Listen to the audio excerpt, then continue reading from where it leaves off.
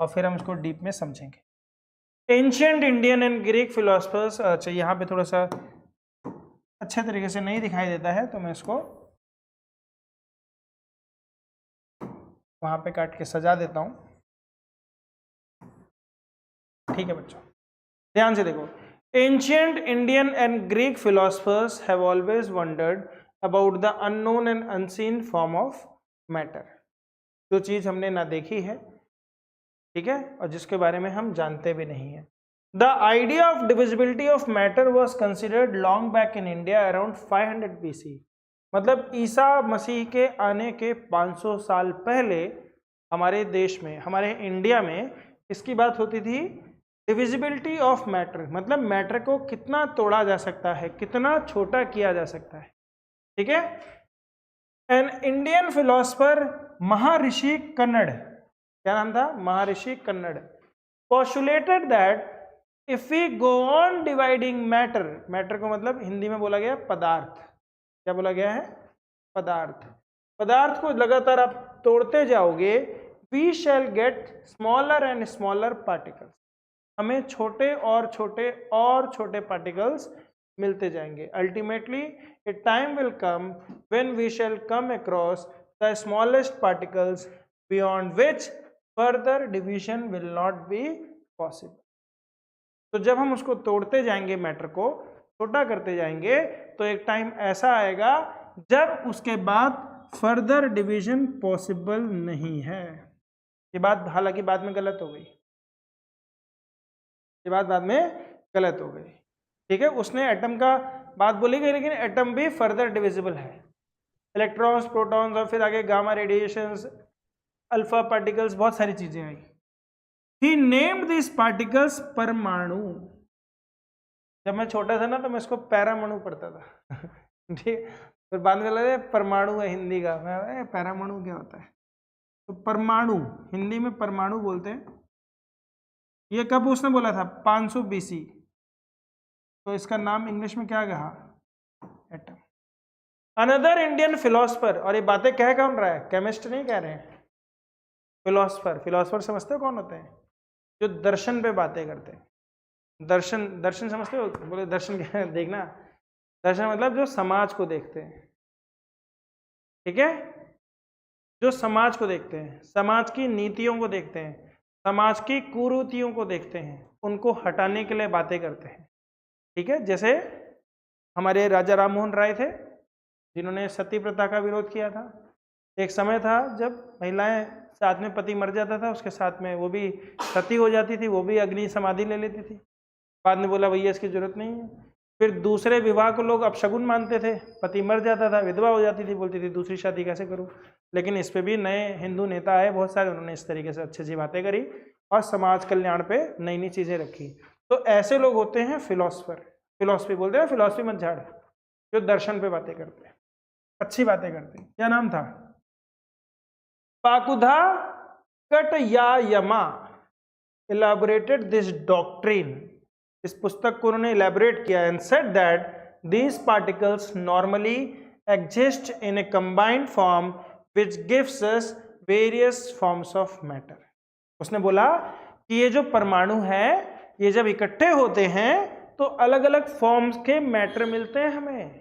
कहीं कोयला दिखता है, कहीं हीरा दिखता है, कहीं पेन दिखता है, कहीं इंसान दिखता है, कहीं जानवर दिखते हैं। बने सारे के सारे किससे हैं, परमाणु से, एटम से बने हैं। समझ में आ रहा है कि नहीं। Atom is the smallest particle known, कब, 500 BC में। आगे देखते हैं।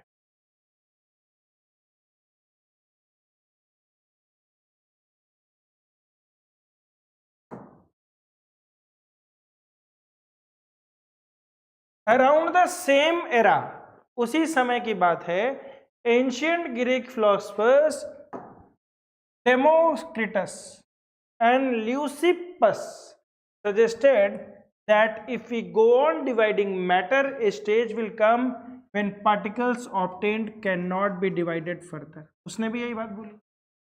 ठीक है, वो भी फिलोसफर था। Democritus called these individual particles atoms, meaning indivisible. Greek में एटम का मतलब क्या बोला गया, इनडिविजिबल, इनडिविजिबल की भाषा थी, उन्होंने उसको एटम बोला। तो एटम का मतलब वो फर्दर डिवाइड नहीं हो सकते, फर्दर डिवाइड नहीं हो सकते। Democritus call this indivisible particles atoms. All these was based on philosophical considerations and not much experimental work to validate these ideas could be done till the 18th century. 18वीं century तक, यानी 1800, हम लोग किसमें हैं 2023, आज से 223 साल, 2023 साल पहले, 2000 की 223 साल, मैथ थोड़ी गड़बड़ हो गई है, माइनस करो 3 2, आज से 223 साल पहले तक ये बातें पूरा कागज थी, फिलॉसफी थी। बोला बातें झाड़ रहे हो भैया, इसमें दम नहीं है, एक्सपेरिमेंटली बताओ तो माने। एक इंसान आज की डेट में बोल दे, आज से कई सौ साल पहले बोला इंसान उड़ भी सकता है, एक आदमी बोलते हैं क्या बोल रहा है यार। एक आदमी बोला पृथ्वी गोल है, उसको फांसी चढ़ा दी गई, डुबा के मार दिया गया। क्यों? क्योंकि वो फिलोसफर्स की बातें लोग बोलते थे, ये तंत्र विद्या की बातें कर रहे हैं, इनमें दम नहीं रह गया है, इसमें एक्सपेरिमेंट कुछ नहीं है, विज्ञान कुछ नहीं है। पर विज्ञान तो उनके दिमाग में था, ठीक है, विज्ञान उनके दिमाग में था। End of the 18th century पे ये बात निकल के आई, scientist recognize the difference between elements and compounds and naturally became interested in finding out how and why elements combine and what happens when they combine. 18th century में ये बात निकल के आई कि एलिमेंट्स क्या होते हैं, कंपाउंड्स क्या होते हैं, और एलिमेंट्स किन शर्तों पे कंपाउंड बनाते हैं। क्या हर कंपाउंड सेम होता है? ये तो हमें पता चल चुका है ऑलरेडी, मैंने पिछली क्लास में डिस्कस किया था जब मैंने चैप्टर 1 और 2 पढ़ाया था कि कोई भी मैटर 3 स्टेट में एग्जिस्ट करता है, elements, compound and mixture. Mixture में हमने पढ़ा था homogeneous and heterogeneous.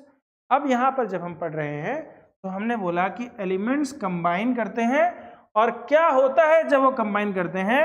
Antony L Lavoisier laid the foundation of chemical sciences by establishing 2 important laws of chemical combination. किसने किया? Antony L Lavoisier. ये नाम याद रखना, क्योंकि जितनी बार तुम केमिस्ट्री में पढ़ोगे और चीजें समझ नहीं आएंगी, इसी को गाली दोगे, इसी को गाली दोगे। 11वीं 12वीं तक ये पीछा नहीं छोड़ने वाले, और अभी तो ऑर्गेनिक केमिस्ट्री घुसी ही नहीं है। सर दोनों उसी ने करे थे। दोनों मतलब केमिकल लॉ दोनों इसी ने दिए थे बेटा, एक तो कंजर्वेशन ऑफ मास है, एक है कांस्टेंट प्रोपोर्शंस। हाँ दोनों उसी ने दिए। सर ठीक है, ठीक है, आगे बढ़ते हैं। बोलो, समझ में आ रहा है?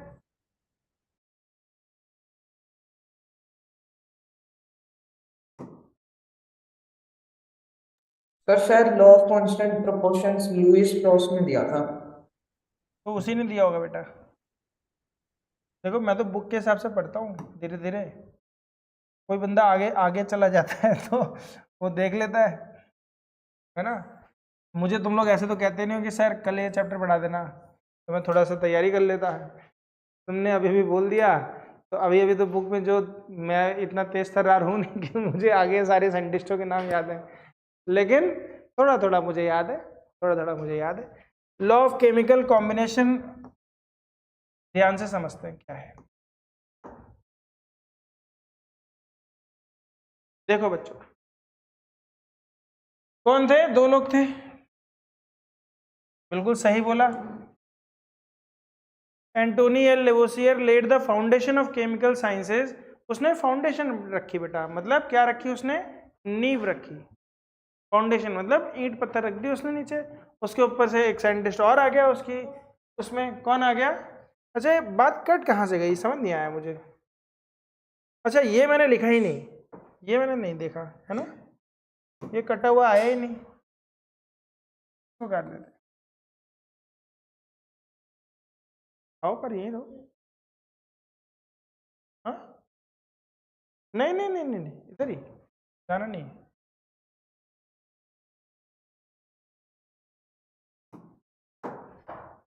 चलो देखो इस वाली चेयर पे आके खा लो। देखो बच्चों, the following two laws of chemical combination were establish after much experimentation by Lavoisier and Joseph L Proust. ठीक है, दो नाम है, नाम याद करने की जरूरत नहीं पड़ती है।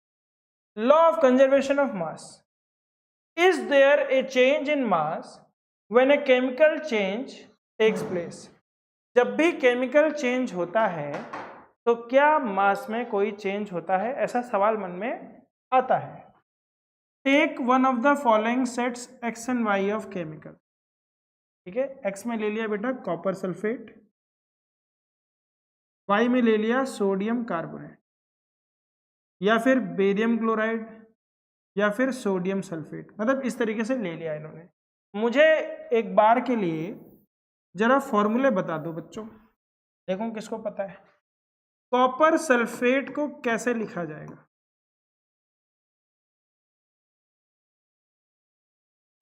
बताओ, किसी को बताओ आइडिया।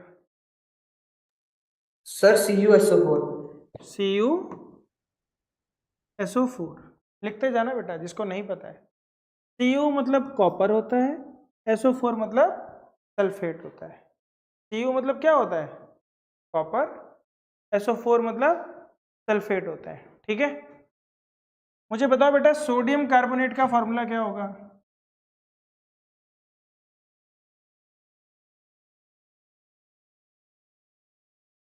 Aditya, sir Na2CO3। बहुत बढ़िया, सोडियम नाइट्रेट, कार्बोनेट है सॉरी, सोडियम कार्बोनेट। सोडियम क्या होता है बेटा, Na, कार्बोनेट क्या होता है CO3। CO3 की वैलेंसी होती है बेटा 2, तो ये यहाँ पे आ जाती है, तो हमारा बन जाता है Na2CO3। चलो बेरियम क्लोराइड, बेरियम क्लोराइड का बताओ फॉर्मूला क्या होगा बच्चों। Sir BaCl। कितना बेटा, BaCl2। BaCl2, मेहर लिखते जाना बेटा, BaCl2। मुझे बताओ सोडियम सल्फेट का फॉर्मूला क्या होगा। Sir Na2SO4।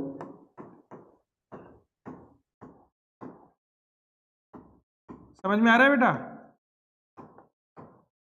SO4 की वैलेंसी सोडियम के साथ लग गई, सोडियम का 1 SO4 के साथ लग गया। ठीक है, लेड नाइट्रेट का फॉर्मूला बताओ क्या होगा। Sir PbNO3 2। और सोडियम क्लोराइड का फॉर्मूला क्या होगा।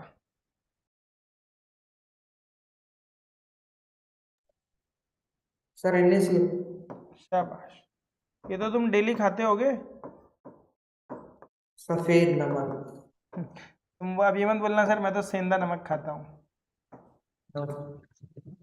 रॉक साल्ट, मैं रॉक सॉल्ट खाता हूँ, टाटा नमक नहीं खाता, मैं सेंधा नमक खाता हूँ पतंजलि का। महंगा है लेकिन अच्छा है। चलो, तो ये 6 के 6 कंपाउंड हैं। क्या है ये 6 के 6 कंपाउंड हैं, इनके फॉर्मूले मैंने लिख दिए हैं, 3 इधर 3 इधर। Prepare separately a 5% solution of any one pair of the substances listed under X and Y in water। पानी में इन दोनों substances को पानी में ले लो। Take a little amount of solution of Y in the conical flask and some solution of X in an ignition tube. Hang the ignition tube in the flask carefully. See that the solution do not get mixed. Put a cork on the flask. See figure 3 point।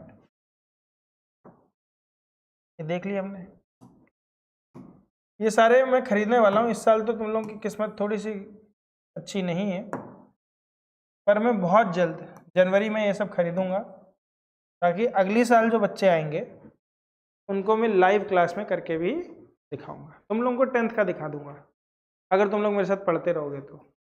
10th का क्या भविष्य, कौन रहे कहाँ रहे, कोई नया tutor मिल जाए। पर ये देखो बेटा, ये आपकी इग्निशन ट्यूब है, दिख रही है? इसमें सोल्यूशन X है और Y है। सोल्यूशन X किस में है? एक छोटी सी इग्निशन ट्यूब में है। इग्निशन ट्यूब मतलब क्या होगी? टेस्ट ट्यूब ही होगी, है ना, टेस्ट ट्यूब जिसमें लिटमस पेपर टेस्ट वगैरह करते हैं। और एक सोल्यूशन ऑफ Y है इसमें। इसको थ्रेड से इन्होंने पकड़ रखा है, ऊपर कॉर्क लगा दिया है। अब देखो इतना होने के बाद हुआ क्या?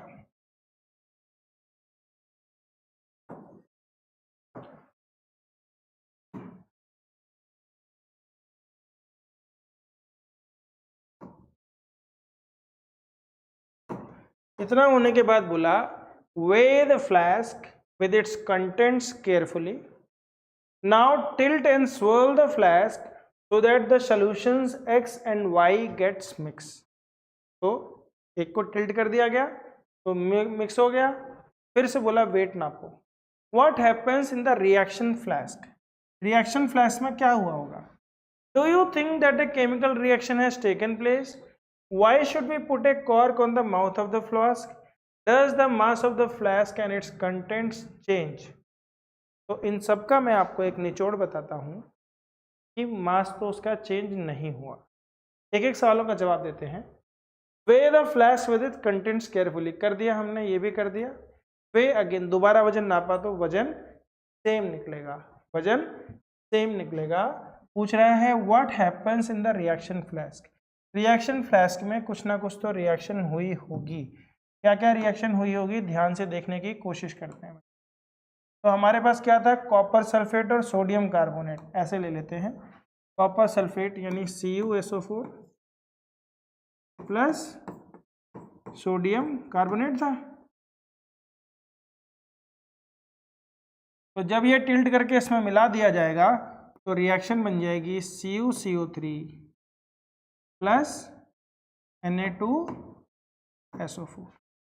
इसका SO4 यहाँ आ गया होगा, इसका CO3 यहाँ पे आ गया होगा। ये तुम्हें बेसिक आइडिया समझना चाहिए कि अगर केमिकल रिएक्शन होती है तो कुछ ना कुछ तो चेंजमेंट होता है। और मेरी जो एक्सपीरियंस है, मेरी जो समझ है, उसमें मुझे ये दो एनायन दिखाई दिए तो यही आपस में रिप्लेस हो जाएंगे।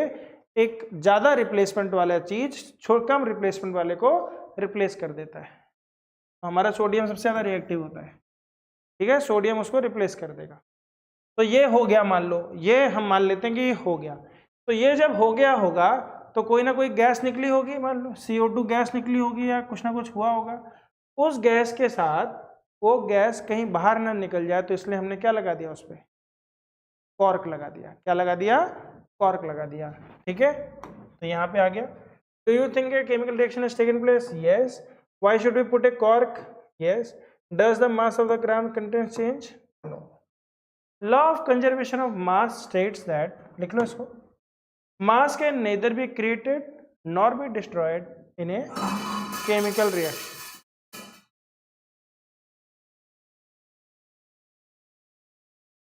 ये yes नहीं है। So that gas is not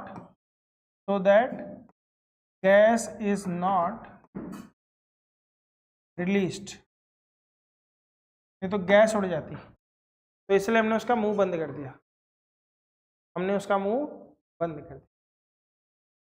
आ रही बात समझ में?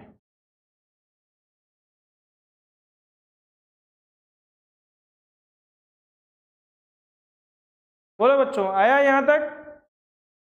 इसको लिख लो। Law of conservation of mass states that mass can neither be created nor be destroyed in a chemical reaction. दादू को वो दिया था तो ऐसे क्यों?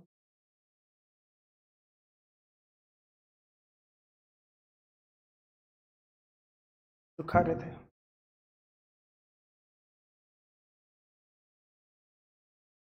हो गया बच्चों? कोई तो यस सर बोल दो। Yes sir. बहुत बढ़िया, आ रहा है समझ में? Yes sir. ठीक है। अब आते हैं बच्चों लॉ ऑफ कांस्टेंट प्रोपोर्शन पे, लॉ ऑफ कांस्टेंट प्रोपोर्शन पे, ठीक है।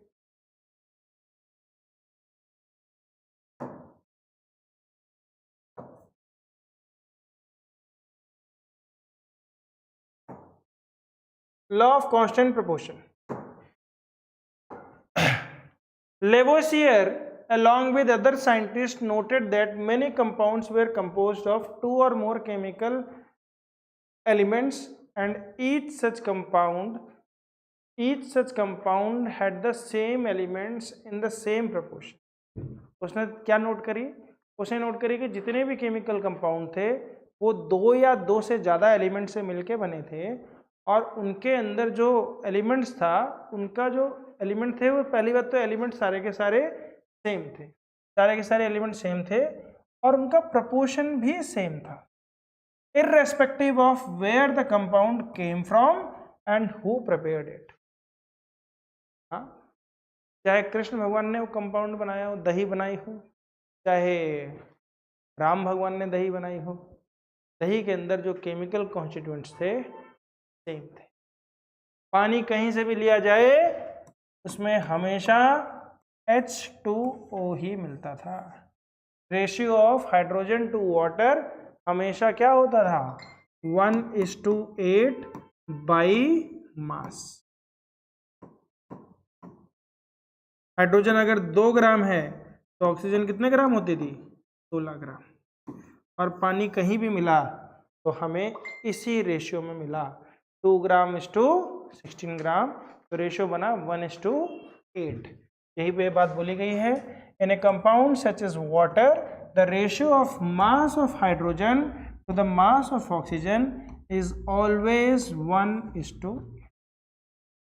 whatever the source of water, thus if 9 gram of water is decomposed, अगर 9 ग्राम पानी को डिकम्पोज करेंगे तो 1 ग्राम क्या मिलेगी? हाइड्रोजन, और 8 ग्राम क्या मिलेगी? ऑक्सीजन मिलेगी. समझ में आ रहा है? Similarly in ammonia nitrogen and hydrogen are always present in the ratio 14:3. क्यों? अमोनिया का फॉर्मूला क्या होता है बताओ, पता है किसी को?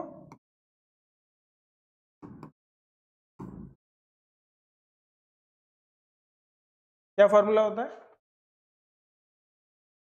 NH3. NH3. नाइट्रोजन का मास क्या होता है? नाइट्रोजन का मास नंबर होता है बेटा 14. हाइड्रोजन का कितना होता है? 1. तो 3 हाइड्रोजन है तो क्या हो गया? 3:14. 3 ग्राम की आपकी हाइड्रोजन है. अगर नाइट्रोजन इस टू हाइड्रोजन पूछा जाएगा तो 14:3. बोलो, कोई तकलीफ? Whatever the method or source from which it is obtained, this led to the law of constant proportion. यहाँ से law of constant proportions की बात आई, which is also known as the law of definite proportion. इसी को हमने क्या बोला? Law of definite proportion. This law was stated by Proust as, लिखो इसको, in a chemical substance the elements are always present in a definite proportions by mass. In a chemical substance, the elements are always present in definite proportion by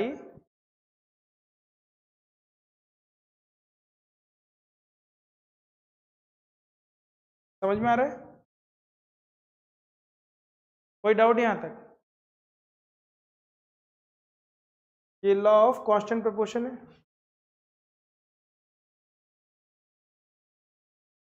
कि कोई भी chemical substance है उसके अंदर जो elements हैं वो, उनके बीच में जो मास का रेशियो है वो एक डेफिनेट प्रोपोर्शन है, कांस्टेंट प्रोपोर्शन है. और आगे पता चलेगा कि वो एक सिंपल होल नंबर रेशियो भी होगा, डेसिमल्स में नहीं आएगा, सिंपल होल नंबर रेशियो. ठीक है? कभी ऐसा नंबर नहीं आएगा आपके सामने 1.1 डिवाइडेड बाई 2.3 बार, ऐसे नहीं आएगा. 1/2, 1/3, 3:4, ये एक होल नंबर रेशियो बनेगा, ये एक होल नंबर रेशियो बनेगा. आगे बढ़े.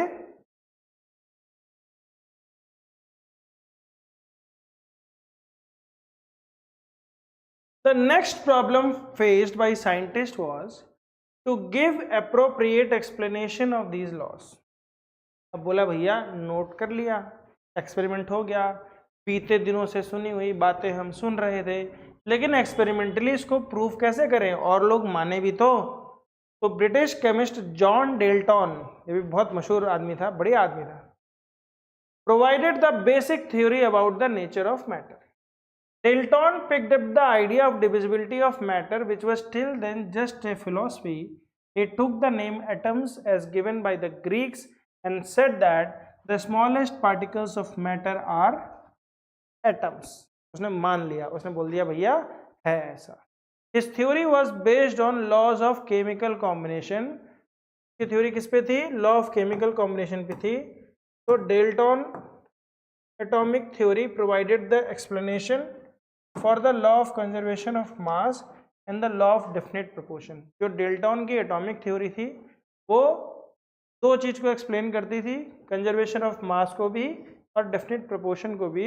ये है जॉन डेल्टन, बड़े स्मार्ट से हीरो लग रहे हैं मुझे तो, विकास दिव्य कीर्ति जैसे ही दिख रहे हैं आज की डेट में, इतना मशहूर नाम है जो दृष्टि IAS के। तो इन्होंने क्या बोला, John Dalton was born in a poor weaver's family in 1766 in England. He began his career as a teacher at the age of 12. 12 साल की उम्र में पढ़ाने लग गए थे वो। And 7 years later he became a school principal, यानी 19 साल की उम्र में जब बच्चे सिर्फ डिग्री प्राप्त करते हैं, ये एक स्कूल के प्रिंसिपल हो गए थे। In 1793 Dalton left for Manchester to teach mathematics, physics and chemistry in a college. He spent most of his life they are teaching and researching. In 1808 he presented his atomic theory, which was the turning point in the study of matter. आज भी chemistry लोगों के पल्ले नहीं पड़ रही है। तुम सोचो इतना बताने के बाद पल्ले नहीं पड़ रही है, तब तो बेचारे कैसे करते होंगे। आज की डेट में एक फ़ोन करो अमेजन से, बोल दो भैया मुझे ये चाहिए, तुरंत आ जाता है सामान एक्सपेरिमेंट करने के लिए। उस ज़माने में एक्सपेरिमेंट के लिए सामान मिलना, ढूंढना, पैसे खर्च करना, फिर वो थ्योरी सच में हो ना हो, कितनी मेहनत लगी होगी। ये महान लोग हैं जो इस दुनिया को परिवर्तन करने में कहीं ना कहीं नाम करते हैं। साइंटिस्ट छोटे मोटे लोग नहीं हैं। हम घर बैठ के फटाफट बात कर लेते हैं, एक दूसरे को देख लेते हैं, इसके पीछे किसी ना किसी ने तो सैटेलाइट भेजी होगी। तो हमें उन सभी साइंटिस्टों को धन्यवाद करना चाहिए जो विज्ञान के क्षेत्र में देश का नाम रोशन कर रहे हैं और दुनिया में एक प्रगति की राह बना रहे हैं। आ रही बात समझ में? एक वर्ल्ड साइंटिस्ट डे भी होगा मेरे ख्याल से, उस दिन हम लोग साइंटिस्ट की पूजा करेंगे। यहाँ पे तो मैं करूँगा भैया, बहुत सारे साइंटिस्टों। According to Dalton's atomic theory, और ये बात अब लिखने की है, चारों बातें आप लोग लिख लो, चारों बातें, 6 बातें हैं, 6 बातें लिख लो। 3 नंबर के सवाल में आधे आधे नंबर के लिए एक एक बात पूछी जाएगी। तो ये 3 नंबर का या 5 नंबर का सवाल मिलेगा, 6 के 6 पॉइंट्स लिखने हैं। आप लिखना शुरू करो, मैं कहानी सुनाता हूँ, सुनते रहना साथ। So according to Dalton's atomic theory, all matter, whether an element or a compound or a mixture, is composed of small particles called atoms. Dalton की एटॉमिक थ्योरी ने क्या बोला कि चाहे वो कंपाउंड हो, चाहे एलिमेंट हो, चाहे मिक्सचर हो, वो स्मॉल पार्टिकल से मिलके बना होता है और उन पार्टिकल्स को हम बोलते हैं atoms.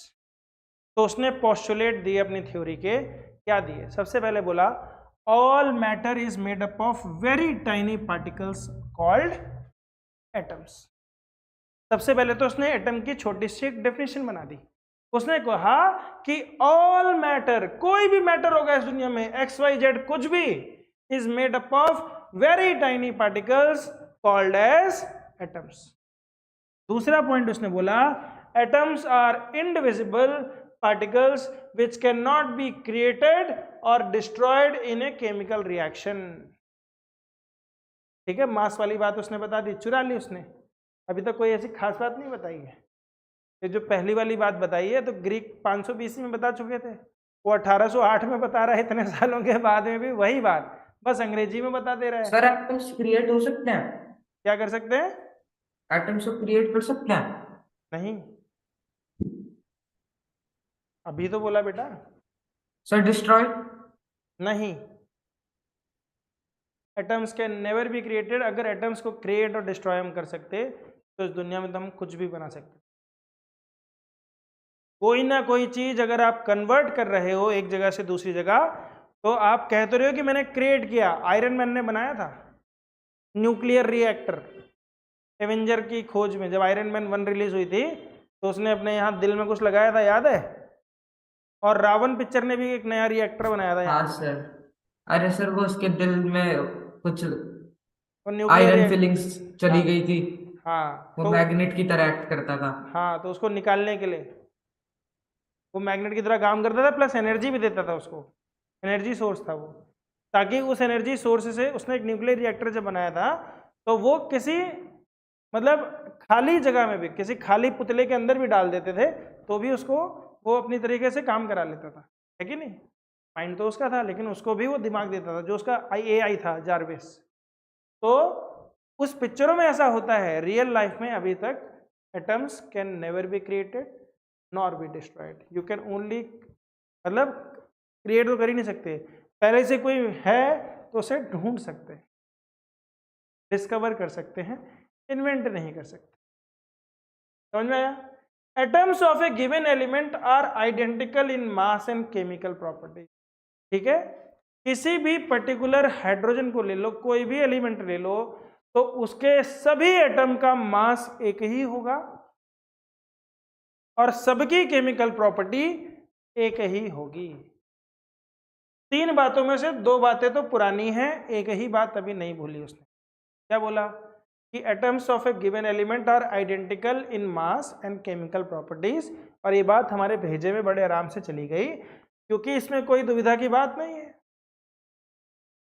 Atoms of different elements have different masses and chemical properties. तीसरी बात को ही लपेट के चौथी बात बना दी गई है, कोई बड़ी बात नहीं भैया। सेम प्रकार के एटम का मास सेम है तो डिफरेंट प्रकार के एटम का मास डिफरेंट होगा और वो आइडेंटिकल नहीं होंगे और उनकी प्रॉपर्टीज भी डिफरेंट होगी। ठीक है, एटम्स कंबाइन इन द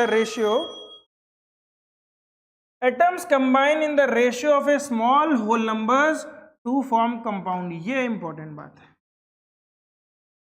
ये इंपॉर्टेंट बात कि एटम्स जब कंबाइन करते हैं कंपाउंड बनाने के लिए तो जो उनका रेशियो होता है एक होल नंबर होता है। होल नंबर जानते हो ना क्या होता है? 1 2 3 4 5, जीरो भी होता है, जीरो मत लेना। ठीक है, सिंपल होल नंबर रेशियो मतलब जीरो नहीं होगा। कहीं तुम बोल दो सर 0:1 फिर तो एलिमेंट है ही नहीं वो। तो सिंपल होल नंबर, वो नेचुरल नंबर रेशियो नहीं बोल पाया, होल नंबर रेशियो बोल।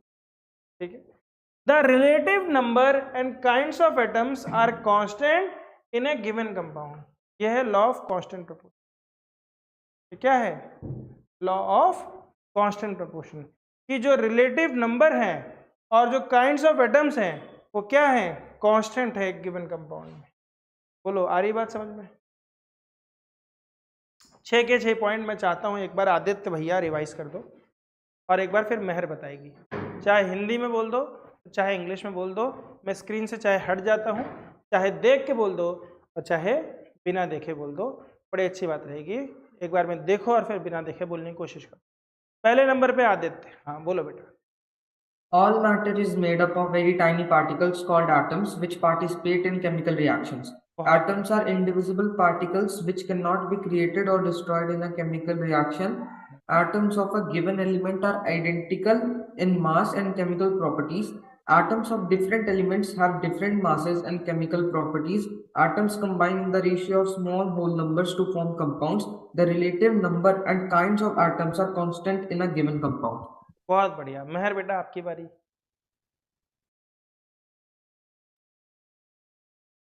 थोड़ा स्लो All पढ़ना है, थोड़ा स्लो is पढ़ना। made of all matter is made of very tiny particles called atoms which बहुत participate in chemical reactions. Hmm, Atoms are indivisible particles which cannot be created or destroyed in a chemical reaction. Atoms of a given element are identical in mass and chemical properties. Atoms of different elements have different masses and chemical properties. Atoms combine in ratio of small whole numbers to form compounds. The relative number and kinds of atoms are constant in a given compound. बहुत बढ़िया बेटा, शाबाश। तो I hope कि यहाँ तक आपको याद हो गया होगा। क्वेश्चंस करते हैं बेटा। In a reaction 5.3 gram of sodium carbonate, तो काट देता हूँ, सो दैट दीज, अच्छा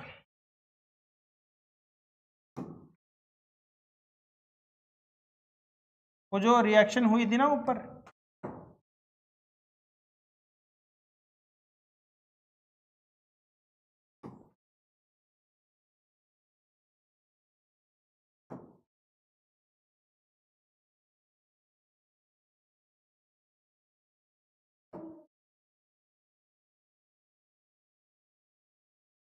चलो बच्चों ध्यान से देखो।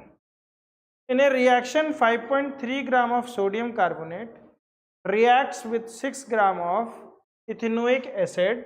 The products were 2.2 gram of carbon dioxide, 0.9 gram of water and 8.2 gram of sodium ethanoate.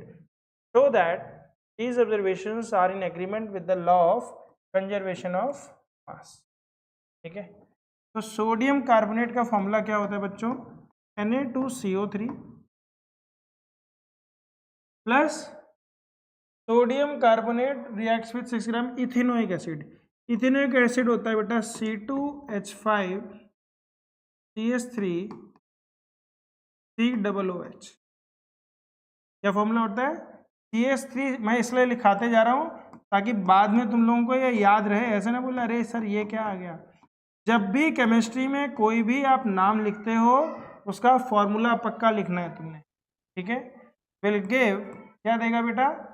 Carbon dioxide, carbon dioxide यानी कि CO2 प्लस सोडियम इथेनोएट यानी CH3 COONA, ठीक है। लास्ट में H की जगह पे क्या आ गया? Na प्लस वाटर H2, ठीक है। समझ में आ रहा है बच्चों?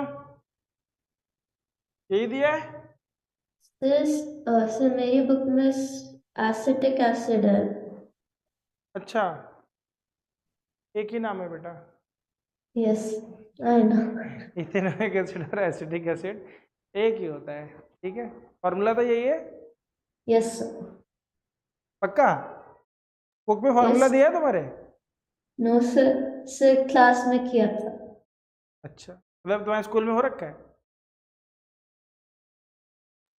सर पूरा नहीं हुआ, सिर्फ सिंबल्स तक किया। ठीक है, चलो ठीक है। तो ये हमारा प्रोडक्ट बना बेटा, ठीक है, ये हमारा प्रोडक्ट बना। सोडियम कार्बोनेट कितने ग्राम था बच्चों? 5.3 ग्राम। फिर ये कितने ग्राम था? 6 ग्राम। टोटल मिलता कितना हो गया? 11.3 ग्राम। दूसरी तरफ देखो बेटा, CO2 कितने ग्राम था? 2.2 ग्राम। पानी कितने ग्राम था? 0.9। और ये कितने ग्राम था? 8 जोड़ दो बेटा, तो जोड़ के यही आएगा, मेरे को तो पता ही है। बोलो तो हो रहा है कि नहीं हो रहा? दूसरा question, hydrogen and oxygen combine in the ratio of 1:8 by mass to form water. What mass of oxygen gas would be required to react with completely 3 gram of hydrogen? कौन बताएगा इसका सवाल? रेशियो एंड प्रोपोर्शन का सवाल है ये। Sir 24। क्या बात है। 1:8 इज इक्वल टू, कैसे लिखेंगे हम लोग? 1:8 इज इक्वल टू 3:x। तो 1 into x is equal to 8 into 3, तो x is equal to 24 gram. ये तो रेशियो एंड प्रोपोर्शन में बताया जाता है। आगे, which postulate of Dalton's atomic theory is the result of law of conservation of mass? Sir 2। Second law. Yes second law में उसने बोला atom can neither be created nor be destroyed in a chemical reaction, ऐसा ही बोला? Yes क्या बात है। Which postulate of the Dalton's atomic theory can explain the law of definite proportion? Sir 6th। Sixth law. Sixth law में क्या बोलता है वो? कि when atoms combine they do so in a simple whole number ratio. ऐसे ही बताता है? Sir वो तो 5th था। था कि छठा था? सर 6 तो वाला था ना, the relative number and kinds of वाला। अच्छा, the relative number of the kinds of atoms are constant in a given compound. तो पांचवा लॉ है, लड़की झूठ बोलती है। शाबाश आदित्य, कमाल कर देते भाई। देखो मैंने तो देखा भी नहीं था, लेकिन तुम लोग इंटेलिजेंट बच्चे हो। बहुत अच्छा लगा मुझे आज की क्लास में बेटा। एटम्स के बारे में और डिटेल जानकारी हम अगली क्लास में करेंगे, और अब मैं थोड़ा सा तैयार होके भी आऊँगा तो आपको और मज़ा भी आएगा, ठीक है। बाकी केमिस्ट्री की डिटेल समझने के लिए, बेसिक्स ऑफ केमिस्ट्री देखने के लिए मेरे चैनल पे, यूट्यूब के चैनल पे एक बेसिक्स ऑफ साइंस के नाम से प्लेलिस्ट बनी हुई है। उसको अगर तुम देखोगे, थोड़ा सा फास्ट फॉरवर्ड करके देखना 1.5x की स्पीड में, तो तुम्हें समझ में आएगा कि कैसे मैंने 7th क्लास के बच्चों को पीरियडिक टेबल याद करा दी। तो जब 7th को याद करा दी है तो तुम लोग तो 9th में हो, तुम्हें भी याद हो जाएगी, ठीक है। बहुत सर इंपॉर्टेंट। मुझे बस हलीना की रब से फरियाद याद है। भीम जी का सर बड़ा याद नहीं है? सर उसके अलावा कुछ याद नहीं। बाल गायंती, भीम जी का सर बड़ा, नाना पाटेकर, ऐश्वर्या सब बीमार। तो तुम उस वीडियो को देखोगे तो शायद तुम्हें याद हो जाए, ठीक है। सेकंड वीडियो से देखना शुरू करना, बेसिक ऑफ साइंस, तो शायद तुम्हारे काम आएगी। मैंने इसलिए वो डाल दी है, ओपन सोर्स में अवेलेबल है वो, ठीक है। मैंने उसमें साइंस के बेसिक कॉन्सेप्ट को समझाया है। मुझे जब ये तकलीफ महसूस हुई कि बच्चों को नहीं आता है, तो मैंने 7th ग्रेड से ही पढ़ाना शुरू किया, क्योंकि मेरा बेटा खुद 7th ग्रेड में है। तो आज की क्लास बच्चों हम यहीं ख़त्म करते हैं। जय हिंद, जय भारत, रोडीज वाला सलूट।